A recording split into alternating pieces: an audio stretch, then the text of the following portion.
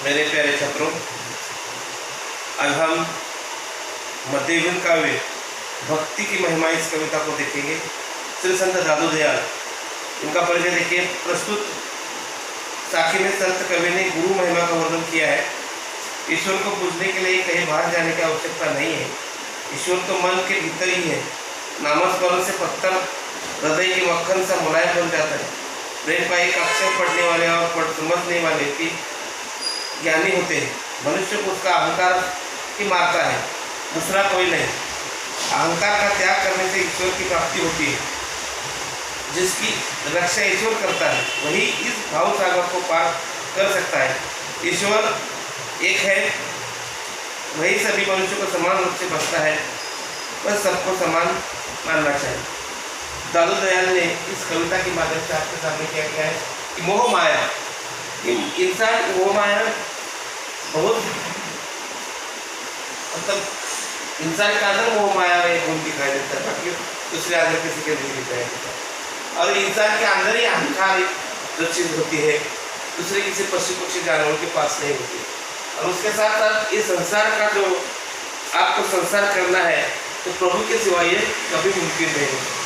तो प्रभु के सहारे सब कुछ होने वाला है। इस प्रकार की बातें कभी नहीं। भक्ति की महिमा इस कविता के द्वारा आपके सामने रखी।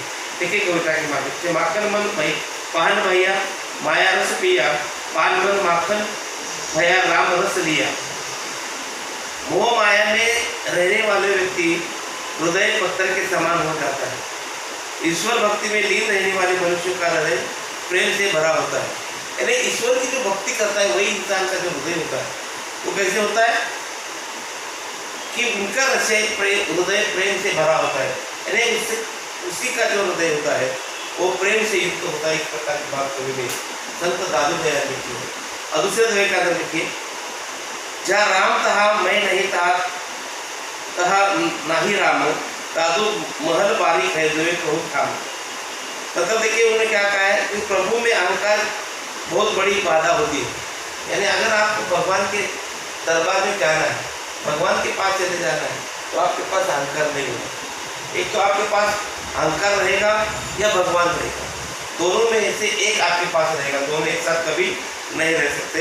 या अहंकार और भगवान दो चीज़ें कभी एक साथ नहीं रह सकते। चीज़ें नहीं मतलब विचार, भगवान का विचार अहंकार दोनों कभी एक साथ नहीं रह सकते। अहंकार को दूर रहना। ईश्वर कीर्ति में दादू मग्न है, इस प्रकार की बात कहता है कि ईश्वर कीर्ति में दादू दयाल कैसा है, मग्न है। दादू गावे सुरती सो बानी बाजे ताल, यहू मन नाचे प्रेम सो आगे दिन दयाल। प्रभु के सहारे संसार पार किया जाता है। प्रभु स्मरण के अतिरिक्त तीसरा भ्रम है। केवल प्रेम ही जीवन का सार है। जीवन संसार का सार है। वेद पुराण व्याख्या करने वाले जाने कितने लोग कितने कागज पर पड़े हैं।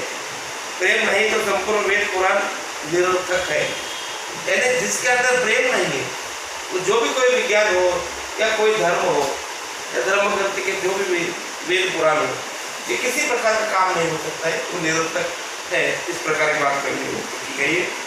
और आगे देखिए, जिनकी रक्षित दादू प्राति प्रेम की दुर्गा पाची कोई, वेद पुराण पुस्तक पढ़े तो बिना क्या हुई। यानी उसका कोई फायदा नहीं कि जिसके अंदर प्रेम की शब्द ही नहीं तो वेद पुराण किसी काम का नहीं। कागज काले करे हुए पोते वेद पुराण, एक कागज पी का दादू तो पूजा। यानी पूरे कागज काले करने से कुछ भी नहीं फायदा होता है। इसके अंदर प्रेम का शब्द अगर नहीं लिखा है तो कागज कैसे काले कागज लिखे हैं, ऐसा कभी नहीं। दादू मेरा बैरी में हुआ, मुझ पर मारे कोई, मैं ही मुझको मारता हूँ, मैं मर गया हूँ।